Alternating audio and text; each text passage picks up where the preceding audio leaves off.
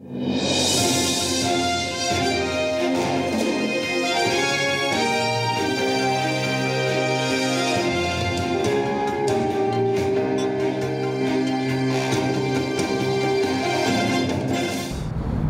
and Happy New Year. I'm Drew Sugars, Public Information Officer for the City of Burbank. Welcome to this edition of Burbank Update for early January 2013. And we're coming to you from the intersection of Olive Avenue and Glen Oaks Boulevard, where the Burbank Tournament of Roses Association has been showing off this year's float, or should I say this year's award-winning float.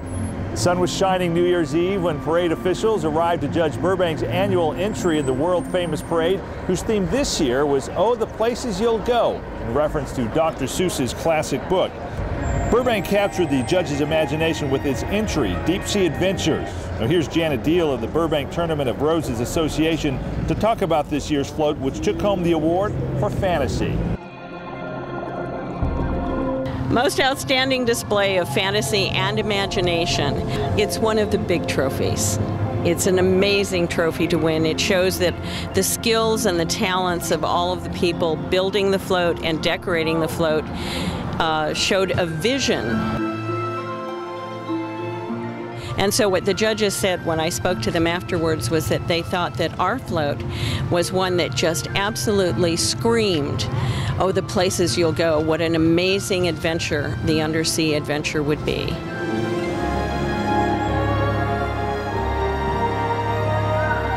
They loved all the detail. They loved the carvings of the fruits and the vegetables. They loved the detail to fine and small animals. So we did all kinds of things. They loved the teeth in the little girl's face and seeing seahorses and bubbles. They even loved a pearl and a clam. And they said they couldn't think of anything that meant more except fantasy, because it was so whimsical and so fun, things that children dream of. And maybe that is a place that they'd like to go sometime.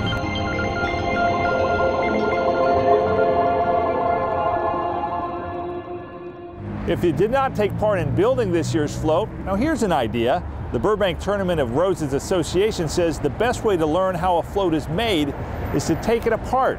And they're looking for volunteers to do just that on Saturday, January 12th. Contact the association through our website to find out how you can volunteer. Now, another way to learn how a float is made is to watch an excellent story our own Peter Mazurlian did on last year's Centennial Float. Now, to watch this fascinating piece that chronicles the evolution of the float from concept to Colorado Boulevard, go to the on-demand section of the city's website, burbankca.gov, and click on the October 2011 edition of Burbank Magazine. Believe me, you will not be disappointed. Well, the Colony Theater has recently found itself facing serious financial challenges in the wake of the global recession. In late 2012, the Colony put out a plea to the community to help raise the necessary funds to keep their particular type of theatrical magic alive on Burbank's center stage. Now, the response was, as explained by Artistic Director Barbara Beckley, overwhelming. I'm standing in front of this board here.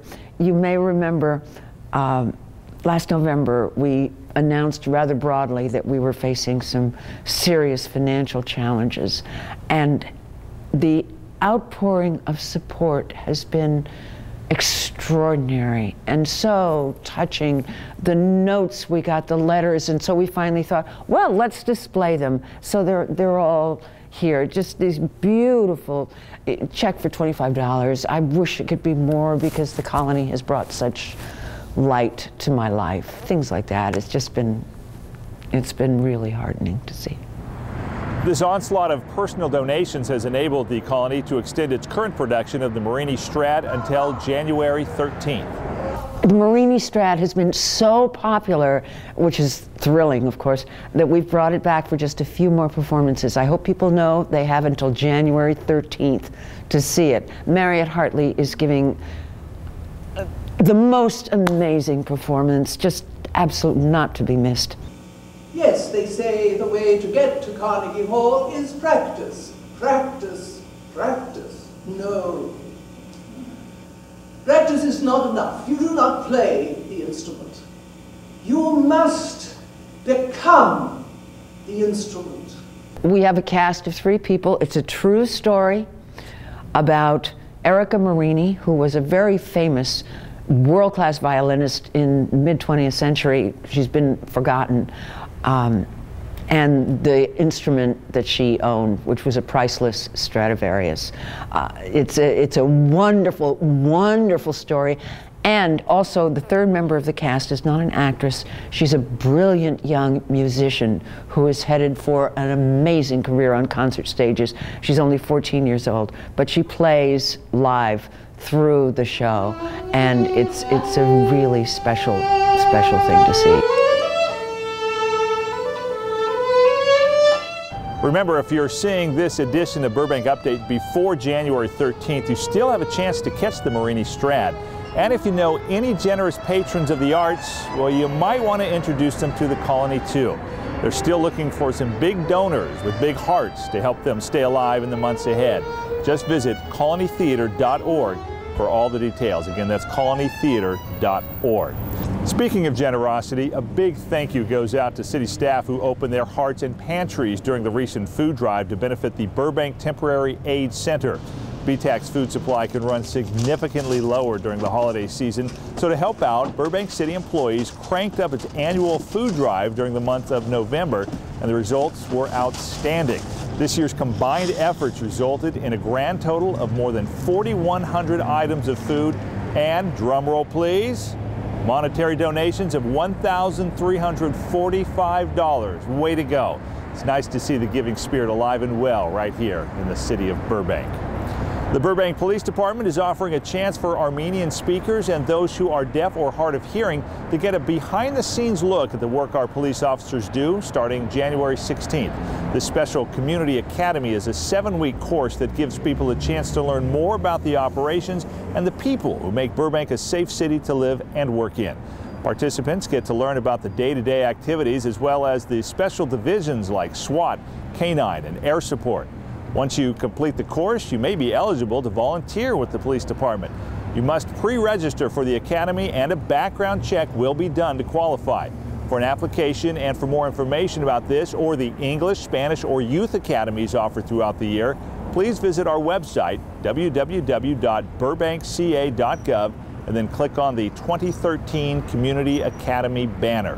Well, if you haven't picked up a calendar for the new year, here's an idea. The Burbank Animal Shelter still has copies of its 2013 calendar featuring some of the most lovable models around. There are 13 beautiful photos of adopted and available animals that will keep you smiling all year long. All of the animals in the City of Burbank Animal Shelter 2013 calendar are animals that were at our facility either currently or have already been for adoption. And all of the animals are viewable online at petharbor.com, and they're also viewable at the volunteers website, which is the volunteers of the Burbank Animal Shelter. And everyone is welcome to come down to our facility to view our animals. We get new animals just about every day, and we never know what we'll have. Now, the calendars are only $10, but there are limited quantities, so you don't want to wait too long. For more information, contact the shelter at 818-238-3340, or you can search Animal Shelter on the city's website. Again, that's burbankca.gov.